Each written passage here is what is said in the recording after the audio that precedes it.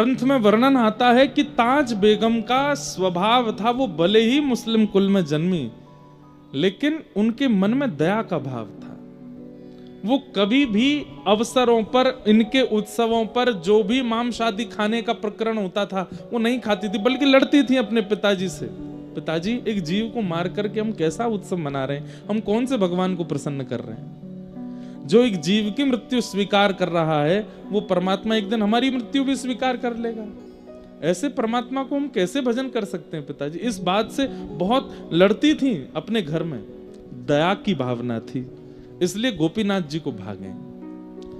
छोटी सी ताज बेगम मंदिर में प्रवेश कर गई। यहां बाहर बैठे मधु पंडित जी को अचानक से पता चला। उस समय किसी का भी मंदिर में गैर हिंदुओं का प्रवेश वर्जित था। क्यों? क्योंकि रूप बदल करके भीतर मंदिरों में जाते थे गैर मुस्लिम, और मंदिर में प्रवेश करके गर्भगृह में मांस के टुकड़े फेंके आते थे, अपवित्र करे आते थे। और एक बात और बताऊं, हमारे यहां अपरस का नियम ज्यादा नहीं था, सबको मंदिर में जाने का अवसर मिलता था और सबको ठाकुर जी की कम से कम दहली तक प्रणाम करने का अवसर मिलता था। लोग ही कितने जाते थे, दिन भर में 40 लोग चले जाएं, 20 लोग चले जाएं, बहुत बड़ी बात।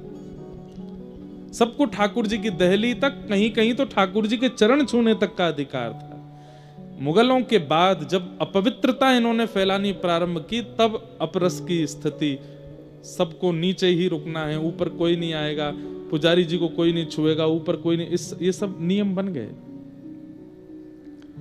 मधु पंडित जी ने जैसे ही देखा कि ये फादल खान की बेटी भीतर घुस गई, उन्होंने तुरंत रायसल राजपूत से कहा ये गलत है, लेके आओ। बस यहां मानो जैसे वो धीरे धीरे जा रही थी, गोपीनाथ जी उसको इशारा करके अपनी ओर बुला रहे थे, ताज बेगम जा रही थी, इतने में ही रायसल आए और हाथ पकड़ के बाहर ले आए। वो कहती रही कि वो मुझसे कुछ कह रहे थे, वहां कोई है अंदर, लेकिन किसी ने उनकी नहीं सुनी, ले गए। ये प्रथम बार मिलन हुआ ताज बेगम का ठाकुर जी से, बस एक अनुभूति जैसी हुई। उसके बाद धीरे धीरे ताज बेगम बड़ी हुई, मदरसों में जाके पढ़ती थी, अपने धर्म के ही सब चीजें वो सीखने लगी, करने लगी, धीरे धीरे सब उनका हुआ, बड़ी हुई। एक बार फादल खान को अकबर ने दिल्ली बुलाया और फादल खान अपनी पुत्री ताज बेगम को लेकर के गए।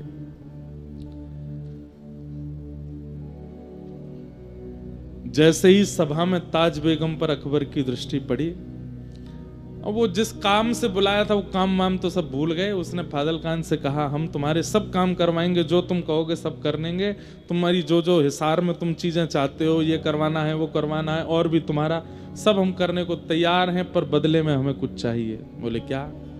तुम्हारी पुत्री को हम अपनी बेगम बनाना चाहते हैं। फादल खान सुन करके बहुत चक्का रह गया। बोले कि महाराज, आप मेरी पुत्री से विवाह करेंगे? बोले हाँ। उसके लिए तो मानो जैसे परमात्मा प्रकट होके बोल रहे हूं कि अपनी पुत्री मुझे दे दो, अकबर कह रहा है। फादल खान बोले कि मौलवी से दिन निकलवाने की भी जरूरत नहीं महाराज, जिस दिन आप कहो तब ब्याह कर दूंगा। और बादशाह अकबर ने ताज बेगम के साथ विवाह किया। सुंदर तो वो बहुत थी, और बादशाह लोग यही देखते थे, इसके अलावा उनका कोई, उनकी तो अनेक पत्नियां होती थी। ताज बेगम के साथ विवाह कर लिया। लेकिन अकबर के यहां 3 कृष्ण प्रेमी थे जिनका संग ताज बेगम को मिला। पहला जोधाबाई, जो कि अकबर की राजपूताना एक पुत्री हैं, जो कि श्री कृष्ण का भजन करती ही थी, जोधाबाई। दूसरी थी बीरबल की बेटी शोभावती, जो अकबर के महामंत्री बीरबल हैं, उनकी बेटी शोभावती ये गुसाई श्री विठलनाथ जी की शिष्या थी, जिन्होंने श्रीनाथ जी को प्रकट किया। ऐसे श्रीमद वल्लभाचार्य जी महाराज के पुत्र हुए गुसाई विठलनाथ जी, उनकी शिष्या थी बीरबल की पुत्री शोभावती। ये जोधाबाई की सेवा में रहती थी, ठाकुर जी की सेवा में। और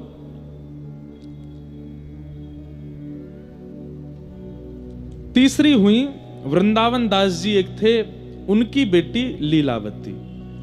ये 3 अकबर के महल में कृष्ण भक्ता थीं। और ये पूरे महल के सब कार्यों से बस छुप छुपा करके एकांत में तीनों इकट्ठी होती थीं। और यहां शोभावती गुसाई जी से जो कथा सुन के आती थी वो जोधाबाई को और लीलावती को बैठ करके सुनाती थी। एक दिन एक कोने में बैठ करके कथा चल रही थी और शोभावती कथा सुना रही थी। वृंदावन उद्धव प्रसंग, श्री उद्धव जी वृंदावन गए हैं, व्रज गोपियों की सुध लेने के लिए वृंदावन गए हैं। और बस वही प्रसंग कहते कहते नंद बाबा की स्थिति, यशोदा मैया की स्थिति, गोपियों की स्थिति, सखाओं की स्थिति, वृंदावन की स्थिति, यमुना जी की स्थिति कहते कहते श्री किशोरी जी की स्थिति जब कहने लगे, जोधाबाई और लीलावती तो मानो जैसे रो रो करके बेहाल हो रही थी। और उसी समय ताज बेगम नई नई आई है, महल देख रही थी, पूरा घूम रही थी, एक एक कोने देख रही थी। ताज बेगम वहां पहुंच जाती है और वहां पहुंच करके चुपके से देखती है कि ये सब रुदन क्यों कर रहे हैं, इनके रुदन का कारण क्या है। और बैठी बैठी बस वो बाहर से सुनने लगी कि क्या बात है। और शोभावती के मुख से, जब किशोरी जी के मुख से गाया गया भ्रमर गीत, मधुपक तब बंधो मास्पशांग्रिम सपत्न्या कुछ विलुलित माला कुंकुमश्मश्रुभिर्न बहतु मधुपतिस्तन्मानिनी नाम प्रसादम यदु सदसि विडम्ब्यम यस्य दूतस्त्वमित्रिक। श्री किशोरी जी उद्धव जी से कह रही हैं, अरे उद्धव, उद्धव को नहीं कह रही हैं, एक भौरे से कह रही हैं, अरे भौरे, तू एक पुष्प से रस लेता है और उस पुष्प से रस लेने के बाद फिर उस पुष्प को छोड़ के दूसरे पुष्प पर चला जाता है, दूसरे पुष्प का रस लेता है, वहां से फिर तीसरे पुष्प पर चला जाता है। तू एक पुष्प का कभी नहीं रहता, तू अनेकों का रहता है। ऐसे ही तेरे जैसा दिखने वाला वो कृष्ण है। हम ब्रज की सब गोपियों के मध्य में रास रचाया, हम सबसे प्रेम की डोर बांधी और अब हमें छोड़ के मथुरा चला गया। तुझ में और उसमें कोई अंतर नहीं है, तुम एक से ही हो। क्या बिगाड़ा था शूर्पणखा ने त्रेता युग में, जब ये कृष्ण राम बने थे तब विवाह करने के लिए इनके सामने आई थी, उसके नाक कान काट दिए। अरे इनकी शरण में आने वालों के साथ ही ऐसा ही व्यवहार करते हैं।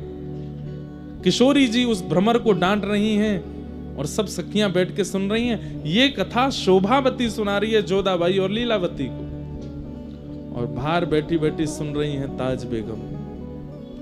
जैसे जैसे वो कृष्ण नाम बोलती हैं तैसे तैसे मानो ताज बेगम के पूरे शरीर में जैसे कोई स्फूर्ति जैसी आ जाती हो। अचानक से कृष्ण कृष्ण कृष्ण कहते जब किशोरी जी आर्तनाद करने लगी, रुदन करने लगी, और ये बात जब शोभावती सुना रही थी तो मानो जैसे बाहर बैठी हुई ताज बेगम का मन स्थिति ऐसी विचलित होने लगी। तभी वहां पास में रखे किसी वस्तु का स्पर्श हुआ, जोर की आवाज हुई, भीतर का जो ध्यान था वो टूट गया। उठ करके लीलावती बाहर गई तो देखा वहां पर मूर्छा अवस्था में पड़ी है ताज बेगम। तीनों उसको लेकर के भीतर आए। शोभावती बोली, ये स्थिति तो किसी अत्यंत प्रेमी की होती है। नेत्रों में आंसू हैं, मुख कंपायमान हो रहा है, शरीर पूरा ज्वर से चढ़ रहा है, ये स्थिति इसकी कैसे हो गई? हे जोधाबाई, मुझे लगता है कि ताज बेगम कहीं ना कहीं किसी ना किसी रूप में हमारे प्रियतम से जुड़ी हुई है, तभी ऐसी स्थिति इसकी बनी है। ये प्रेम पुलकित लक्षण सामान्य रूप से किसी के अंदर प्रकट नहीं होते जो इसके अंदर प्रकट हो रहे हैं। जल का छिड़काव किया। ताज बेगम जब होश में आई पूछा, तुम ऐसी क्यों हो गई थी? ताज बेगम कहती है, आप जो यहां बैठ करके सुना रही थी, मुझे नहीं पता वो कौन है, मुझे नहीं पता उद्धव कौन है, मुझे नहीं पता वो गोपियां कौन है, ये वृंदावन, ये मथुरा, ये सब क्या है। बस मुझे एक बात याद है कि मैं बाल्यकाल में अपने पिता के साथ वृंदावन गई थी और वहां मैंने एक झांकी देखी थी। शोभावती बोली, थोड़ा बताओगी कैसी झांकी? बोला, हाँ वो झांकी तो मुझे आज भी अनुभव होती है। कैसी झांकी थी? बोले, सिर पर मुकुट धारण था, कमल जैसे सुंदर नेत्र थे, मधुर मुस्कान थी, ऐसे भुजा में वंशी धारण की हुई थी, पीतांबरी पहनी हुई थी और पैर कुछ टेढ़े से धारण कर रखे थे, सीधे नहीं खड़े थे वो, और मुझे अपनी ओर इशारा कर रहे थे। शोभावती, जोधाबाई और लीलावती तीनों सुनकर के रुदन करने लगी और बार बार ताज बेगम को हृदय से लगाने लगी। अरे तुम तो चुनी हुई हो, तुम तो पहले ही स्वीकार कर ली गई हो। ताज बेगम बोली, मैं नहीं जानती इन सब के बारे में ज्यादा, पर पता नहीं क्यों आपके मुख से वो बात सुनना, आप लोगों की यह स्थिति देखना, मुझे मन कर रहा था कि आप शांत ना हो और मैं उसे सुनती रहूं। आप जब वर्णन कर रही थी, मेरे चित्त में अपने आप प्रकट हो रहा था कि कोई नदी बह रही है, सुंदर सुंदर वृक्ष वल्लरियां हैं, सुंदर पर्वत हैं, और वहां नील कांति का कोई व्यक्ति घूम रहा है, उसका मुख नहीं दिख रहा था। ये सारे अनुभव होना सामान्य बात नहीं थी एक जोधाबाई के लिए, जो मदरसों में पढ़ी है, जिसने पूर्ण रूपेण संपूर्ण मुस्लिम भावों को अपने जीवन में रखा है। वो कैसे अनुभव कर सकती है इन बातों का? ठाकुर जी ने चुना है मुझसे। अब तो 3 से 4 हो गई और शोभावती, लीलावती, जोधाबाई जब जब कीर्तन भजन करती हैं, ताज बेगम बैठ करके सुनती और सुन के खूब रोती है।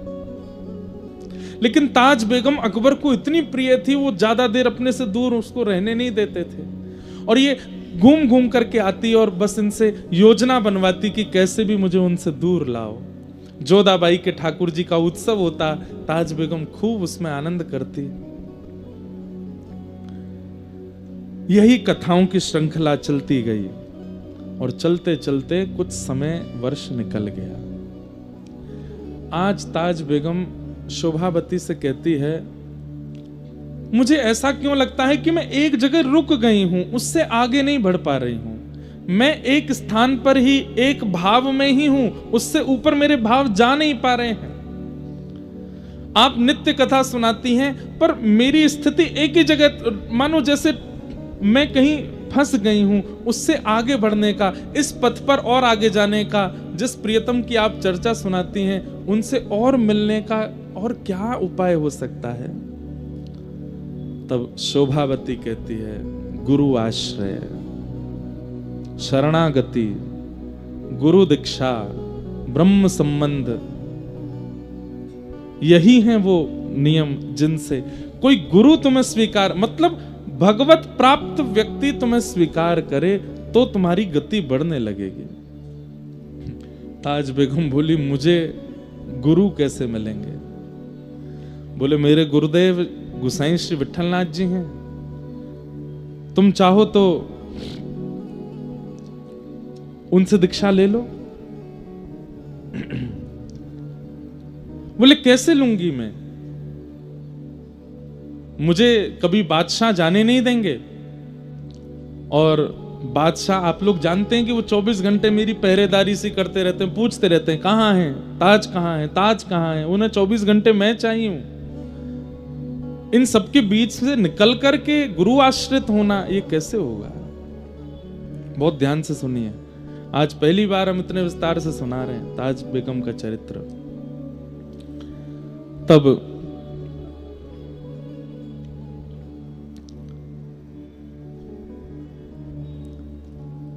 लीलावती, शोभावती ने कहा, पत्र लिखो और पत्र में गुरुदेव से ही पूछो कि इसका समाधान कैसे हो। तब ताज बेगम ने एक पत्र लिखा और पत्र लिख करके गुसाई श्री विठलनाथ जी को भेजा। उस पत्र में लिखा कि मैं ऐसे ऐसे, ताज बेगम मेरा नाम है, मैं अकबर की पत्नी हूं, मेरे लिए बहुत दुष्कर है कृष्ण भक्ति करना, पर मैं फिर भी करती हूं, मुझे क्या क्या अनुभव होते हैं वो सब लिखा। अंत में कहा, गुरुदेव मैं बस आपकी दीक्षा ग्रहण करना चाहती हूं, उसके लिए मुझे मेरे पति को अपने वश में करना है, उनको वश में करने के लिए कोई टोना टोटका बताओ। गोसाई श्री विठलनाथ जी ने जब पत्र देखा और पत्र में जिन जिन भावों की स्थिति उसने बताई थी उससे वो समझ गए थे। बोले इसने नहीं चुना है ठाकुर जी को, ठाकुर जी ने चुना है इसे। बंधुओं, महीने 2 महीने में अधिकतर वृंदावन के स्वप्न आना, बार बार यमुना जी का दर्शन होना, बार बार वृंदावन रज की स्मृति होना, बार बार व्रजवासी और ब्रज के रसिक संतों का स्वप्न में आना, अनायास ही बिना किसी प्रयोजन किसी प्रयास के व्रज से कोई सामग्री घर आ जाना। और जब जब आप अपना फोन भी देखो या कुछ भी, मतलब ये कोई कोइंसिडेंस जैसा हो कि जब जब आप कुछ भी आधुनिक यंत्र भी खोलते हैं तो कोई व्रज की चर्चा या व्रज का भाव ही सुनाई देता है। और इसमें सबसे विशेष है कि स्वप्नावस्था, आपकी निद्रा अवस्था में व्रज बार बार आपके चित्त में आता है, तो कहीं ना कहीं गुरु या गोविंद के द्वारा आप स्वीकार किए जा चुके हो, ये उसका प्रमाण है। ताली तो आपने ऐसे बजाई जैसे सबको स्वप्न आता है वृंदावन का, नहीं। महीने में 1 बार आ गया, 2 महीने में 2 बार आ गया, ये नहीं, बार बार आता है, बार बार स्मृति होती है वृंदावन की, कुंज गलियों का अनुभव होता है। कभी निधिवन राज का दर्शन, कभी वृंदावन के श्री सेवा कुंज का दर्शन, कभी श्री राधा रमन लाल जी का दर्शन, कभी राधा वल्लभ जी का दर्शन, और नहीं तो वहां के रसिक संतों का दर्शन, वहां के ब्रजवासियों का दर्शन।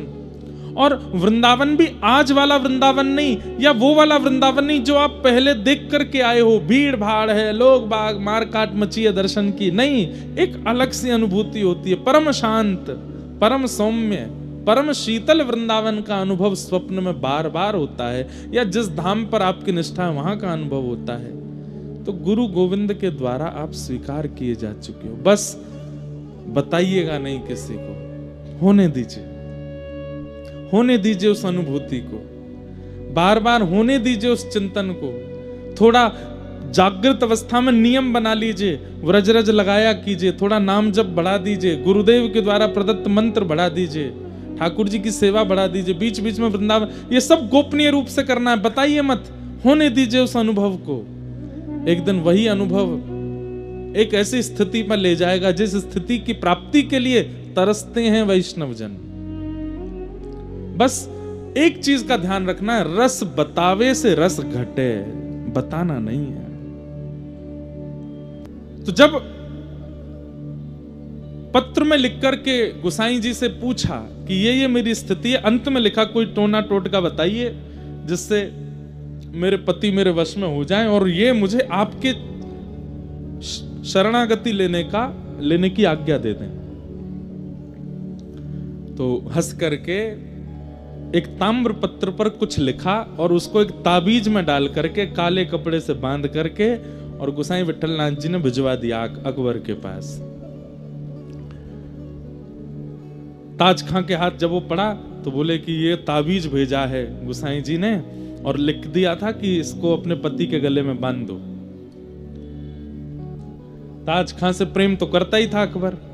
गई और जाकर के पति से कहा, देखो आपको नजर ना लगे, आपको कोई इतने, आप युद्ध में जाते रहते हो, आपकी सुरक्षा के लिए मैंने एक ताबीज बनवाया है, आपको पहना दूं। वो प्रेम तो इतना करता है, अरे तुम जो चाहे को लाओ पहना दो। गले में पहना दिया। अब अकबर की 1 2 3 4 नहीं अनेकों पत्नियां थीं, वो सब ताज बेगम से चिढ़ती थी। उन सब ने ये देखा कि इसकी कोई ऐसी बात निकाल के लाओ कि जो हम अकबर को बताएं तो वो इसको त्यागे। तब किसी ने बताया, बोले कि जोधाबाई तो हिंदू है, उसको तो अकबर ने आज्ञा दी है कि तुम अपना भजन कीर्तन करो, पर मैंने देखा है लीलावती शोभावती और जोधाबाई की सत्संग में छुप करके ये भी जाती है। और कहीं ना कहीं अकबर के गले में जो ताबीज है, इसने किसी हिंदू फकीर से बनवा के मंगवाया है अकबर को अपने वश में करने के लिए। ये बात जाकर के अकबर को बता दी। अकबर ने ताज बेगम को हाजिर किया, बोले ये ताबीज किसी हिंदू फकीर ने बनाया, क्या ये बात सत्य है? ताज बेगम बोली जी ये सत्य है। और क्या तुम जोधा बाई के सत्संग में और वो लीलावती शोभावती की कथा होती है, तुम उसमें जाती हो? हाँ मैं जाती हूं। बोले दंड तो तुमको दूंगा, लेकिन पहले मैं ताबीज खोल के इसके अंदर क्या लिखा है, क्या डाला है वो देखूंगा। और ताबीज खोल करके उसने अंदर से पत्र जब निकाला तो अंदर क्या लिखा था उसमें, कामन तामन टोटका। गोसाई जी विठलनाथ जी ने लिखा है, कामन तामन टोटका यह सब डारो धोए, पिया कहे सो कीजिए, आप ही ते बस होए। क्या लिखा था कि ये कामन तामन टोटका टोना आदि इन सबको छोड़ो, तुम्हारा पति जो कहे वो करो, उसी में तुम्हारी भलाई है। ये लिखा था उसने। ये पढ़ करके अकबर तो बड़ा खुश हुआ, बोले फकीर तो बहुत अच्छे हैं, इन्होंने तो स्पष्ट लिख दिया है कि ये टोना टोटका वगैरह इन पे भरोसा मत करो, पिया कहे सो कीजिए, आप ही बस हो। मेरा मन हो रहा है, अरे ये ताबीज तो बहुत अच्छा है, ये ताबीज तो है, तुम सब इसकी शिकायत, तुम सबको भी ऐसे ताबीज बनवाना चाहिए, पिया कहे सो कीजिए। गुरु कृपा कैसे होती है।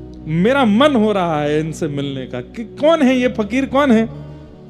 ताज बेगम का तो हाथ पैर कांपने लगा, कैसी गुरु कृपा, ताबीज में ऐसा क्या लिख के दिया है कि वो राजा के मन में, अकबर के मन में आ गया कि मुझे मिलना है इनसे।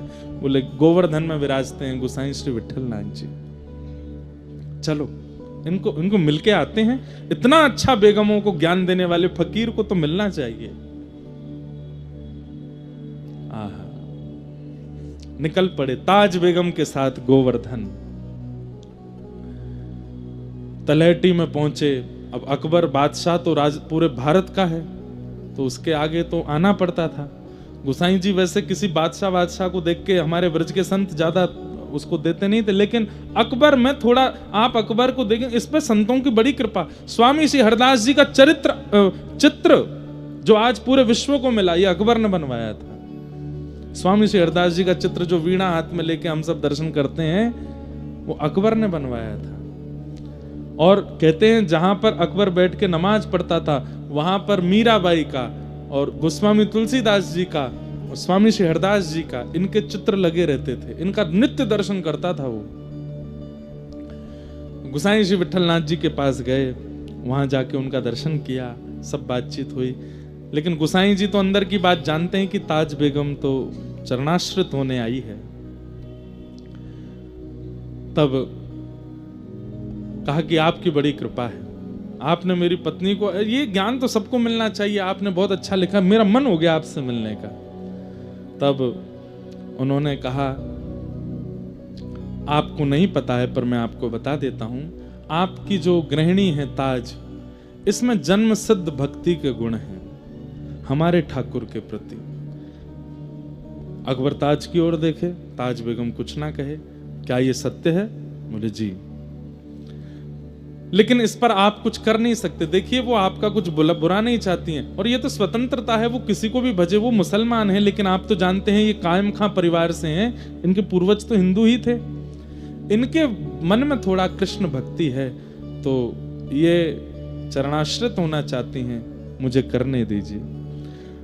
अकबर बोला मैं रात्रि भर सोचूंगा। लेकिन अकबर के ऊपर भी कैसी कृपा, रात भर सोच के उसने सुबह आज्ञा दे दी। बोले ठीक है, तुम इनसे गुरु दीक्षा ले लो। और आज वो नाच रही हैं, नृत्य कर रही हैं गोवर्धन की तलहटी में। ताज बेगम के जीवन में एक चीज का आपको अनुभव होगा कि इनको ठाकुर जी ने बहुत वियोग नहीं दिया। वियोग दिया है, अंतिम समय में आएगा वो चरित्र भी, पर प्रारंभिक समय में इनको बड़ी अनुकूलताएं मिली। बहुत जल्दी जल्दी भक्ति का मार्ग प्रशस्त होता चला गया। और गोसाई श्री विठलनाथ जी से इन्होंने चरण शरणागति प्राप्त की। प्राप्त करने के बाद गोसाई जी ने इनको मंत्र आदि दे दिए और कहा आप सेवा वेवा तो तुम्हारे यहाँ होगी नहीं, बस तुम ये मंत्र जप लिया करना, जाओ। और ताज बेगम वापस दिल्ली आ गई। यहाँ पर जोधाबाई ने और आदि वो जो दो सखियां और थीं, शोभावती और लीलावती, उन्होंने उत्सव मनाया ताज बेगम के इस मंगलमय दिवस का। आज गुरु दीक्षा हुई है। ताज बेगम अब लिखने लगी हैं। गुरु कृपा होते ही लिखना प्रारंभ हो गया। और ताज बेगम सबसे पहला क्या लिखती है? छैल जो छबीला सब रंग में रंगीला बड़ा, छैल जो छबीला सब रंग में रंगीला बड़ा, चित्त का अड़ीला कहू देव तो सुन्यारा है। माल गल सोहे नाक मोती सेत जो है कान, कुंडल मन मोहे लाल मुकुट सिर धारा है। दुष्ट जन मारे सब संत जो उबारे ताज, चित्त में निहारे प्रण प्रीत करवारा है। नंदजू को प्यारा जिन कंस को पछाड़ा, वह वृंदावन वारा कृष्ण साहिब हमारा है। वह वृंदावन वारा कृष्ण साहिब हमारा है।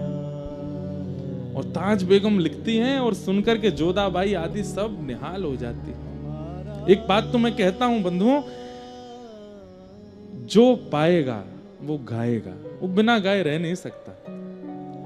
और पाए बिना गा रहा है, बिना पाए ही गा रहा है, तो इसका मतलब पाने वाला है। गा रहा है तो इसका मतलब पाने वाला है। गाने वाले की दो ही स्थिति हो सकी, या तो पा चुका है या पाने वाला है। आजकल भी कई लोग रचनाएं करते हैं, पर रचनाओं में लोक रंजन की भावना ज्यादा होती है। लोक रंजन की भावना, ये रीझ जाएं, ये रीझ जाएं। कई बार हम भजन गायकों को भी देखते हैं, बड़े बड़े मंचों पर आते हैं, तो गाते समय ठाकुर जी का स्तवन नहीं कर रहे होते, वो लोगों को देख रहे होते। देखा शब्द पर, मैंने देखो क्या लिखा, मैंने ये शब्द कैसे लिखा। वो लोक रंजन की भावना आ जाती है उनके चित्त में। लोक रंजन के लिए तो बड़े बड़े कवि भी लिखते हैं, लेकिन ठाकुर जी के रंजन के लिए ठाकुर जी की कृपा से ही लिखा जाता है। कितने सुंदर शब्द लिखे हैं। गोसाई श्री विठलनाथ जी का कभी कभी दर्शन करने के लिए जाती थी। एक दिन गोसाई विठलनाथ जी ने परीक्षा ले ली। बोली कि सुनो, तुम भजन करती हो? बोले हाँ। बताओ श्रीनाथ जी को देख करके तुमको क्या अनुभव होता है? ठाकुर जी का दर्शन करके तुमको क्या अनुभूति होती है? वहीं बैठ करके आंसू कवि बन गई हैं ताज बेगम, वहीं बैठ करके लिख दिया है। क्या गा रही हैं? ध्रुव से प्रहलाद, गज ग्राह से अहिल्या देखी, शोर और गीधियों विभीषण जिन तारे हैं। पापी अजामिल सुर हरि रैदास कहूं, नानक मलूक ताज तुलसी के प्यारे हैं। धनी नाम देव दादू सदना कसाई जान, गणिका कबीर मीरा सेन उर्धारे हैं। जगत को जीवन जहान बीच नाम सुनो, राधा के वल्लभ कृष्ण वल्लभ हमारे हैं। राधा के वल्लभ कृष्ण वल्लभ हमारे। हे नाथ, हे गुरुदेव, मुझे इनके प्रति वल्लभ की स्थिति होती है। राधा के वल्लभ ये हैं और हमारे वल्लभ कृष्ण हैं। मुझे इनमें ऐसा लगता है कि ये मेरे प्रियतम हैं। अच्छा, एक बात और स्पष्ट कर दूं, गोसाई विठलनाथ जी मंदिर में नहीं ले जाते ताज बेगम को, बाहर मिलते हैं मंदिर से। और ताज बेगम भी साजवाज के साथ आती है, भाई रानी है, लेकिन वह भी इतनी मर्यादा जानती है, कभी नहीं कहती कि मुझे अंदर ले चलो। बाहर ही बैठ के मिलते हैं गोसाई जी उससे, एक खिड़की है वहां से दर्शन करती है। आज गुरुदेव से कहती है अब मैं रह नहीं पा रही हूं दिल्ली में, मैं क्या करूं, बार बार मेरे प्राण निकलने को होते हैं, मुझे वृंदावन चाहिए, मुझे व्रज चाहिए, मैं यहां से दूर नहीं रह पाऊंगी। गोसाई जी ने कुछ नियम बताए, बोले इनका पालन किया करो। अब यहां अकबर को भी अनुभूति हो रही है कि धीरे धीरे धीरे धीरे ताज बेगम जो है ये हमारे वश में नहीं है। इसकी स्थिति अब ऐसी होती जा रही है कि वो दिखने लगी है। 4-5 मौलवियों ने आकर के अकबर से कह दिया, अकबर हमने महल में सुना है कि एक हिंदुवानी आपकी मुगलानी जो है वो हिंदुवानियों का प्रचार करती है, वहां हमने सुना है विठलनाथ जी से दीक्षा लेके आई है, ऐसा ऐसा कुछ। तो अकबर कहते नहीं नहीं ऐसा कुछ नहीं। बोले अगर ऐसा है तो ये आपकी राजगद्दी के लिए बहुत घातक है।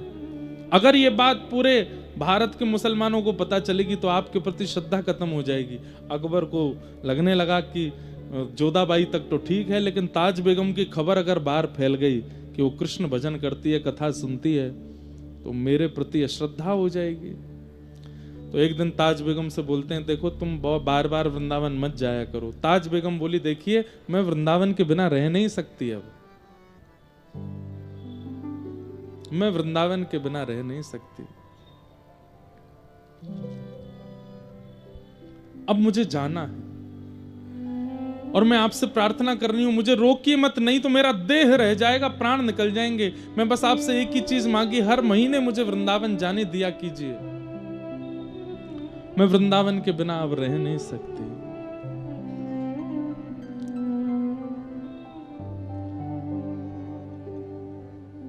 कन्हैया कन्हैया पुकारा करेंगे, लताओं में व्रज की गुजारा करेंगे। कन्हैया कन्हैया पुकारा करेंगे, लताओं में ब्रज की गुजारा करेंगे। हो जो रूठेंगे हमसे वो बांके बिहारी, उठेंगे हम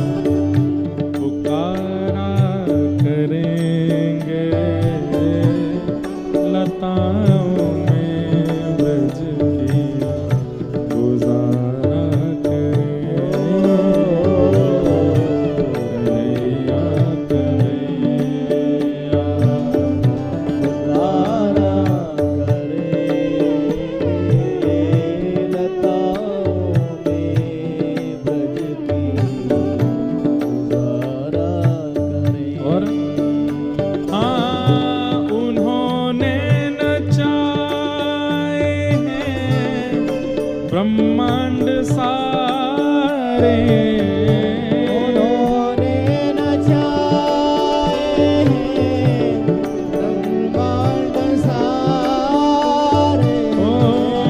उन्होंने नचाए हैं ब्रह्मांड सारे। उन्होंने नचाए हैं ब्रह्मांड सारे। मगर अब उन्हें हम नचाया करेंगे। मगर अब उन्हें हम नचाया ओ मगर अब उन्हें हम नचाया करेंगे। मगर अब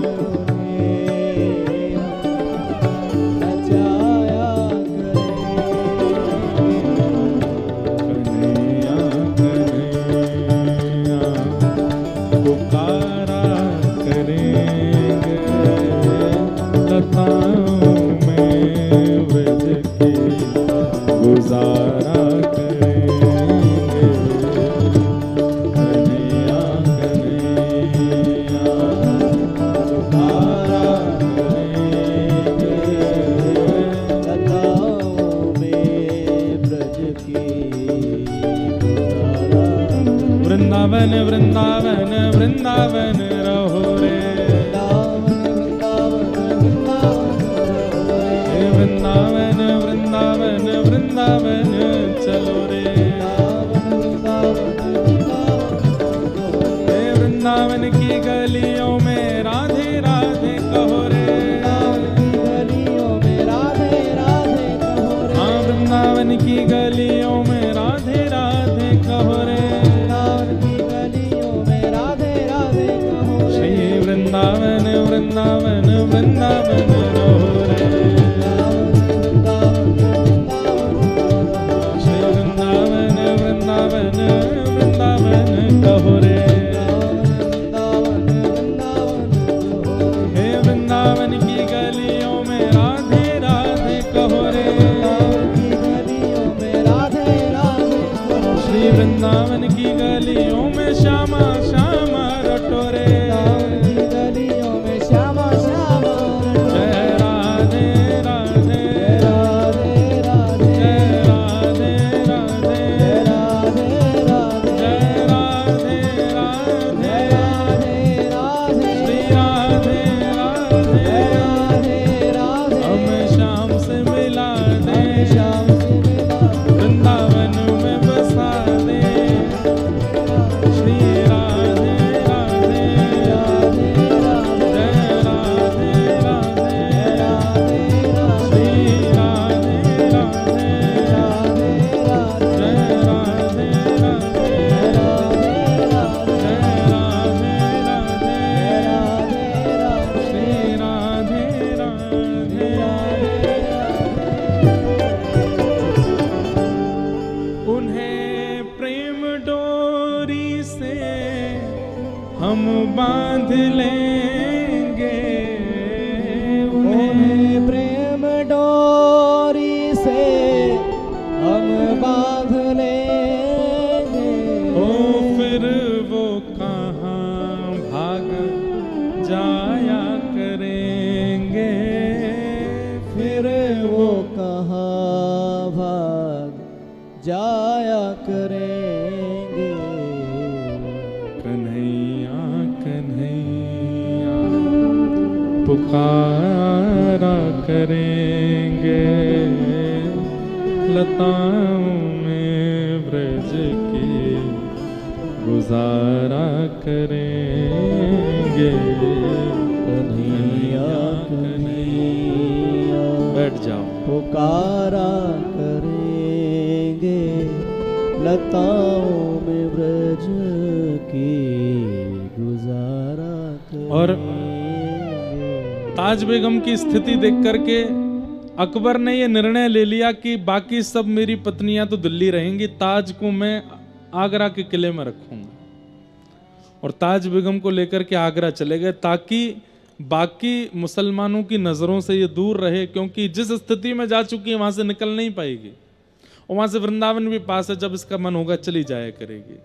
कुछ दिन अकबर पास रहे, फिर अकबर बोले अब देवी मुझे काम है, मैं जा रहा हूं वापस दिल्ली, तुम यहीं रहो, ये पूरा महल तुम्हारा, जब मन किया करे वृंदावन चली जाया करो। ऐसे अनुकूल पति मिलना भी बहुत मुश्किल है, और वो भी अकबर जैसा पति ऐसा मिल गया। ये भी विठलनाथ जी ने कुछ जादू किया होगा जरूरी अकबर पे, तो वो ऐसा हो गया। और ताज बेगम अब वृंदावन जाती हैं, लेकिन मंदिरों में प्रवेश नहीं है, बाहर से ही प्रणाम कर लेती हैं। कभी इस मंदिर का, अब पहले बड़ा दलबल चलता था, धीरे धीरे उस दलबल को कम कर दिया, कुछ कम कर दिए, सैनिक कम कर दी, कुछ पालकियां कम कर दी, हाथी घोड़े कम कर दिए। पूरे वृंदावन में रसिकों को बड़ा कष्ट होता था ताज के आने से। धीरे धीरे ताज बेगम गुप्त चुप्त बस मुंह बदल बदल करके जाती है और ठाकुर जी का अनुभव करती है। वृंदावन में बस घूमती हैं, दर्शन करने का अधिकार तो है नहीं उनके पास। उस समय गोविंद देव जी प्रकट हुए थे, श्रीनाथ जी प्रकट हो चुके थे, मदन मोहन जी प्रकट हो गए थे, गोपीनाथ जी प्रकट हो गए थे, राधा रमण जी प्रकट हो गए थे। राधा वल्लभ जी और बिहारी जी के प्रकट की समय की बात है, संभवतः सप्तनिधि प्रकट हो ही गए होंगे।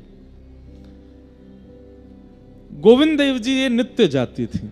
गोविंद देव जी का मंदिर कहाँ है वृंदावन में? रंगजी मंदिर के सामने लाल पत्थर का मंदिर है, खूब विशाल मंदिर था। वहां की गोविंद देव जी की बड़ी मधुर मधुर कथाएं। हमारे वृंदावन के सप्तनिधियों के प्रथम ठाकुर हैं गोविंद देव जी।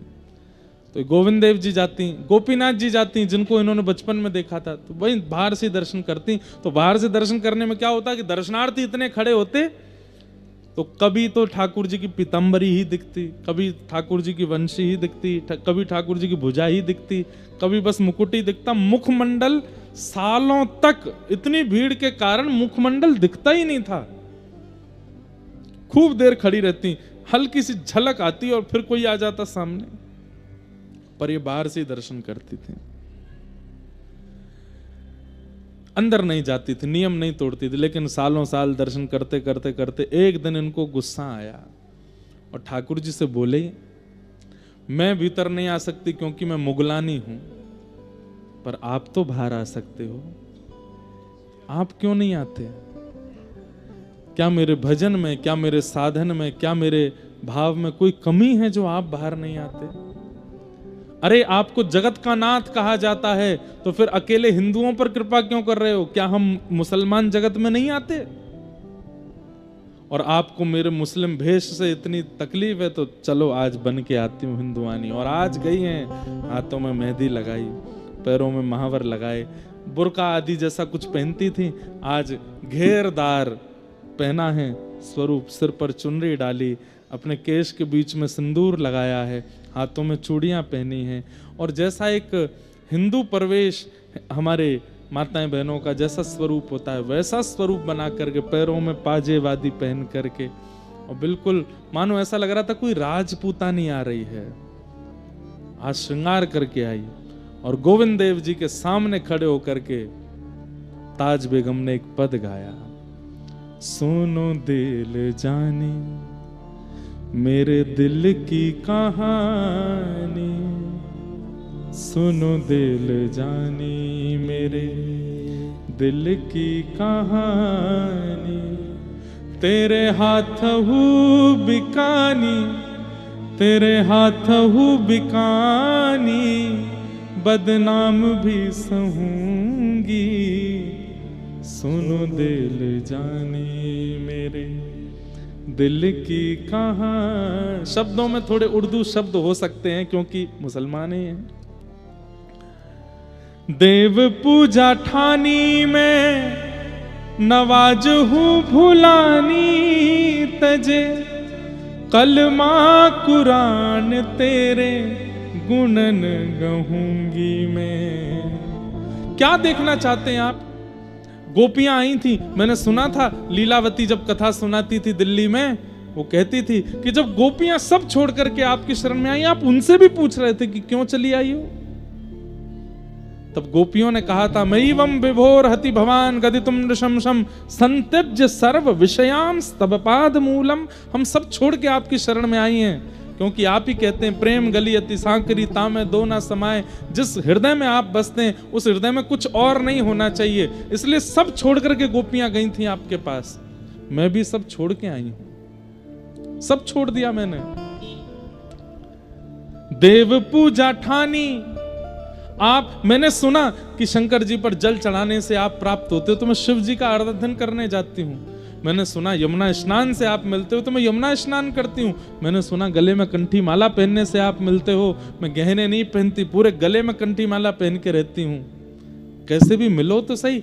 देव पूजा ठानी मैं नवाज हूँ भुलानी तजे, कलमा कुरान तेरे गुनन गहूंगी मैं। सुनो दिल जानी मेरे दिल की कहानी, तेरे हाथ हूँ बिकानी, तेरे हाथ हूँ बिकानी, बदनाम भी सहूंगी, सुनो दिल जानी। अगर आपको लगता है कि मैं आगरा में रहती हूं इसलिए आप मुझे नहीं मिल रहे, तो चलो ब्रजवास कर लूंगी। वृंदावन के बाहर सीमा पर एक निवास बना लिया, वहां रहने लगी। उसके बाद फिर 1 वर्ष प्रतीक्षा करी कि मैं भीतर नहीं आ सकती, लेकिन आप तो आ सकते हो बाहर। नहीं आए ठाकुर जी। फिर एक दिन श्रृंगार करके आई, फिर रोने लगी सामने आके। और क्या कह रहे हैं, सांवला सलोना सिर ताज सिर कूले दिए, तेरे नेह दाग में निदाग हो रहूंगी मैं। सुनो दिल जानी मेरे दिल की कहानी, तेरे हाथ हूँ बिकानी, तेरे हाथ हूँ बिकानी, बदनाम भी सहूंगी, सुनो दिल जानी। नंद के कुमार हे कुमार, हे कुमार,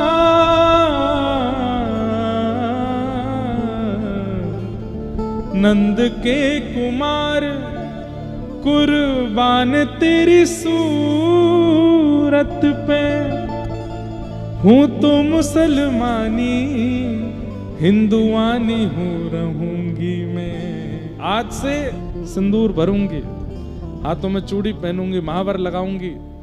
जैसे आपको हिंदू प्रिय है तो मैं हिंदू बन के रहूंगी। सुनो दिल जानी मेरे दिल की कहानी, तेरे हाथ हूँ बिकानी, तेरे हाथ हूँ बिकानी, बदनाम भी सहूंगी, सुनो दिल जानी।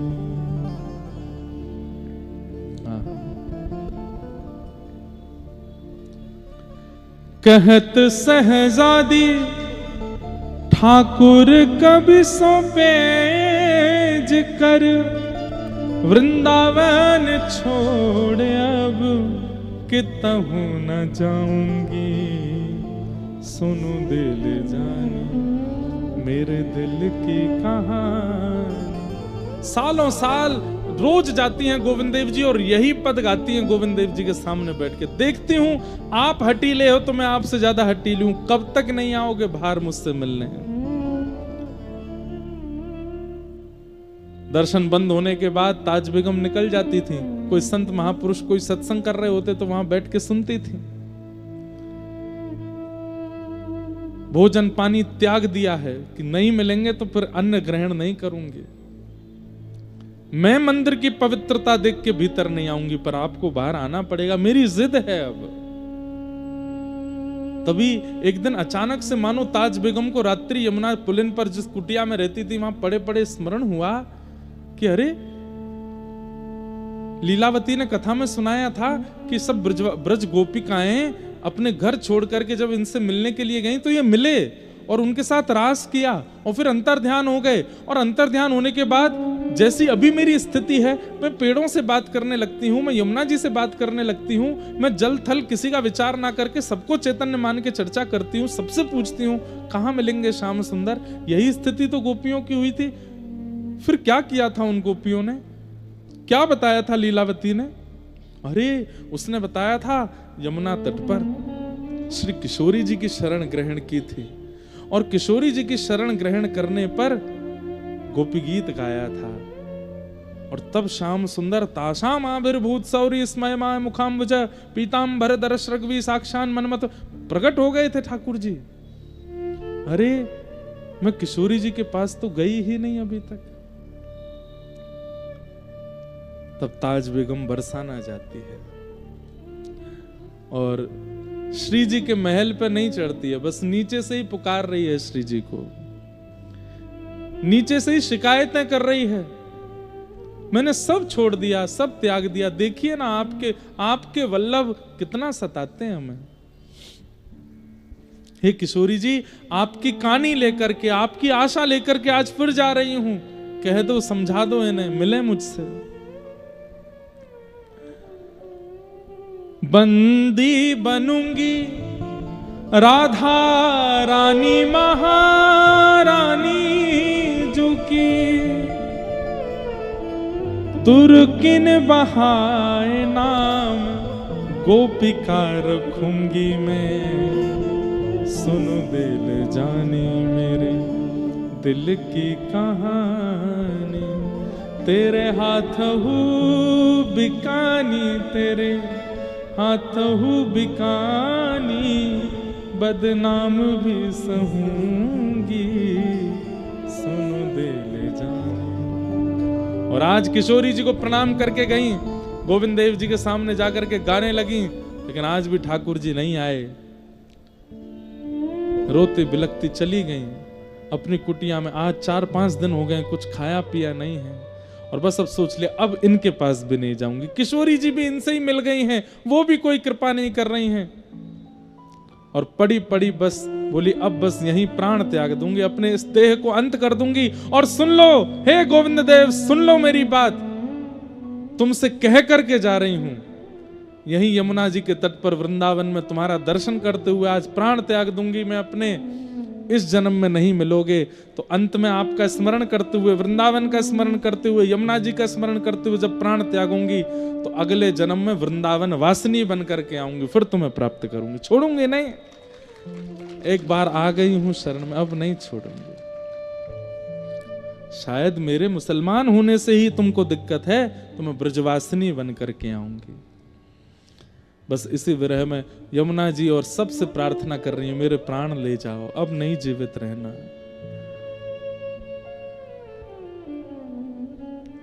तभी गोविंद देव जी अपने भोग प्रसाद का थाल एक अपनी पीतांबरी में बांध करके अपने कंधा पर धार, ये बड़ा थाल है, धर के निकल पड़े मंदिर से। अर्धरात्रि का समय है, चंदन की सौंधी सुगंधी आ रही है, ताज बेगम के नेत्र खुल नहीं रहे हैं, भूखी प्यासी है कितने दिनों से। अरे बड़े बड़े उसमें रही है, राजशाही तरीकों से रही है, भूखा रहने का अधिकार उसको अभ्यास नहीं है। प्यास के कारण जीव सूख गई है, कंठ सूख गया है, प्राण निकलने की स्थिति में है।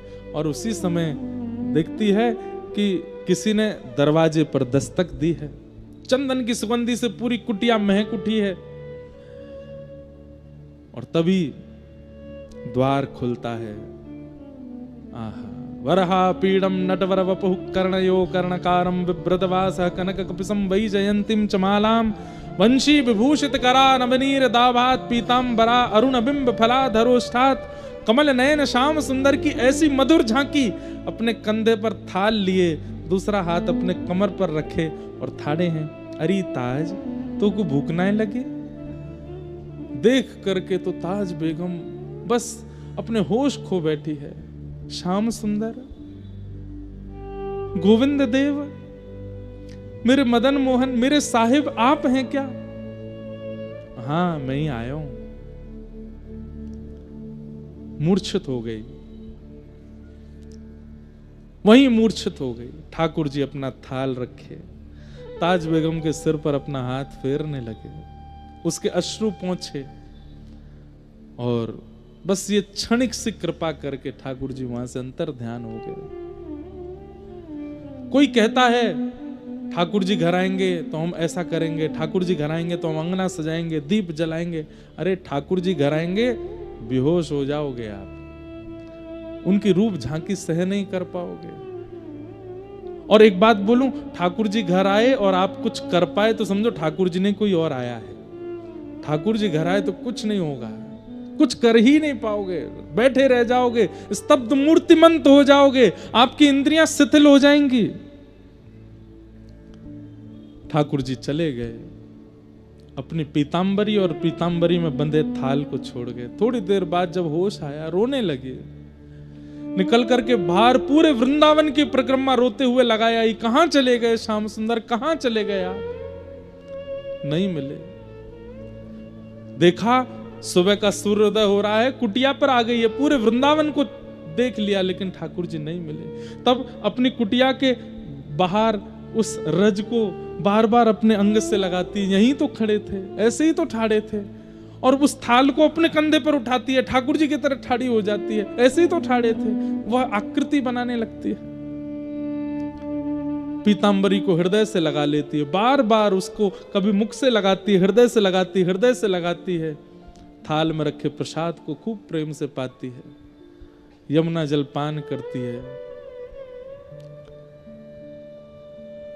और वहीं से किशोरी जी को प्रणाम करती है।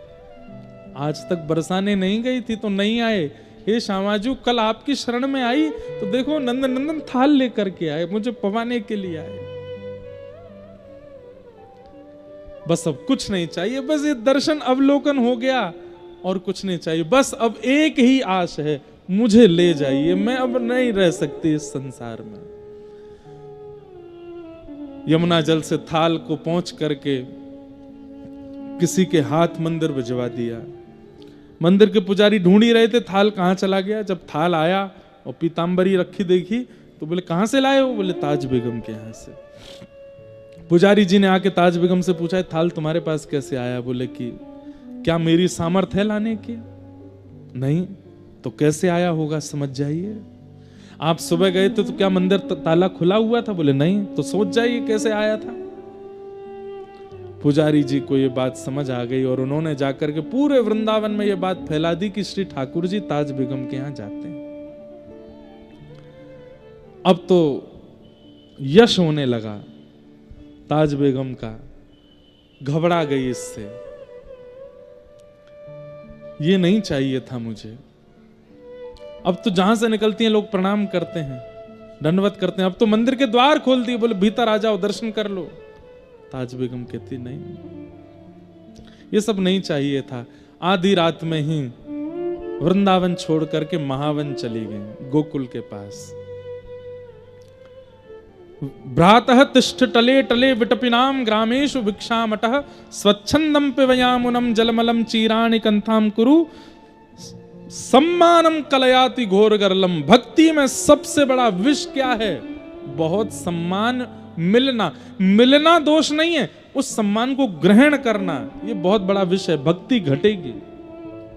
हमसे पूछिए कितना अपने आप को बचाना पड़ता है, इतना सम्मान देते हैं, इतना सब कुछ मिलता है, नहीं स्वीकार करना। मतलब उनको तो दिखाना पड़ता है कि सब स्वीकार है, पर मन से उसका त्याग करना पड़ता है, नहीं तो भक्ति में शून्यता आ जाएगी।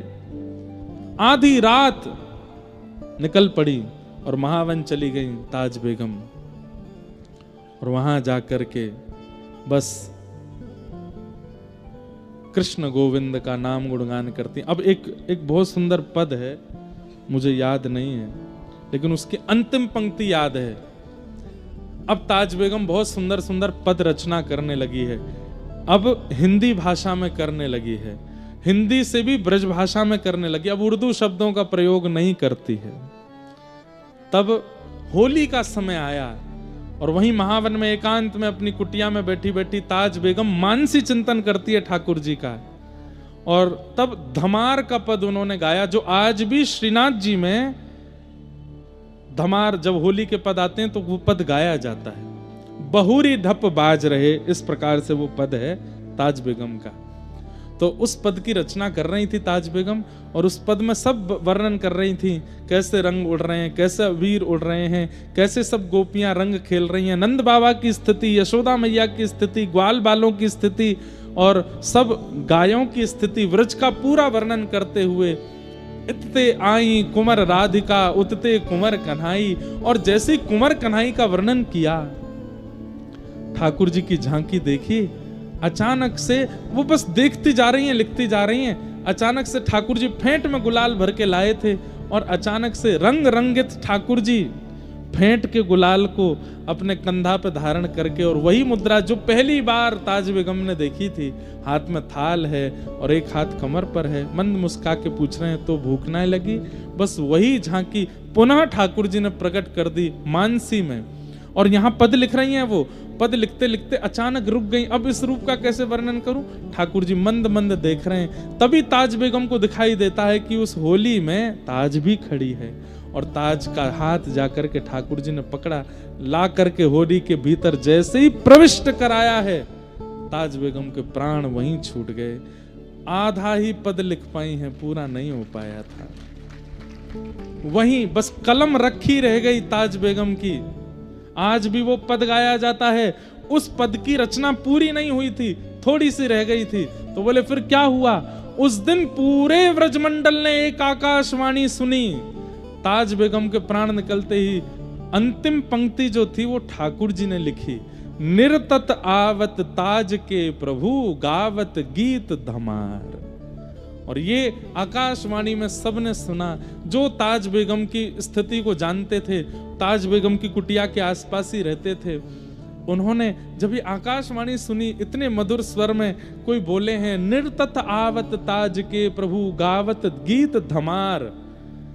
जैसे ही भीतर प्रवेश करके देखा किसी सज्जन ने, तो देखा ताज बेगम मूर्छा अवस्था में पड़ी हैं। नब्ज देखी, श्वास देखी तो प्राण जा चुके हैं। हाथ में कलम थी और एक पद रचना हो रही थी। पद की ओर देखा तो उसमें पूरा पद था और अंतिम पंक्ति लिख रही थी, निर्तत आवत। बस इसके आगे नहीं लिख पाई थी।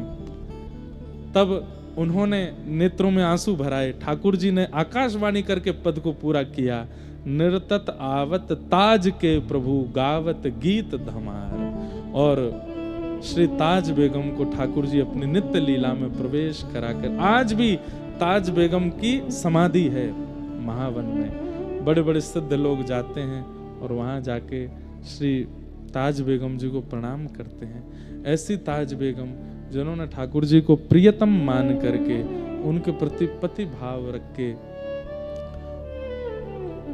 इतने विपरीत परिस्थिति परिवार में जन्म लेकर के भी लेकिन विश्वास अटल करके ठाकुर जी को स्वीकार। मैं फिर कहूंगा, आप अपने व्यवहार स्वभाव का निर्माण अच्छा कर लीजिए। आप ठाकुर जी को नहीं स्वीकार करो, ठाकुर जी आपको स्वीकार करेंगे। आप तो केवल अपने स्वभाव का निर्माण, विचारों का निर्माण, व्यवहार का निर्माण अच्छा करो, ठाकुर जी आपको स्वीकार करेंगे। ये बात निश्चित है। ताज बेगम मुसलमान परिवार में जन्मी, अकबर की पत्नी बनी, इतनी विपरीतताएं होते हुए भी ठाकुर जी ने उनको स्वीकार किया। साधन नहीं था उनके पास, नाम जप नहीं था उनके पास, केवल व्यवहार था, विचार था, स्वभाव था, जिससे गुरु भी मिले और गोविंद भी मिले, दोनों की प्राप्ति हुई। ऐसी ताज बेगम के मंगल भाव को हम प्रणाम करते हैं, बार बार वंदन करते हैं। लेकिन एक मूल बात, जिनकी कृपा से ताज बेगम को ठाकुर जी की प्राप्ति हुई, कौन है? श्री किशोरी जी, हमारी श्री राधा रानी। उनकी कृपा के बगैर तो ठाकुर जी प्राप्त होंगे ही नहीं। उन्हीं की कृपा से, उन्हीं के भाव से शाम। तो अब ये बात है कि वृंदावन रसिकों को श्री जी को मनाना चाहिए, उनकी अनुकूलता धारण करो और श्री जी प्रसन्न हो जाएं, तो श्री जी प्रसन्न होकर के ठाकुर जी की प्राप्ति करा देते हैं।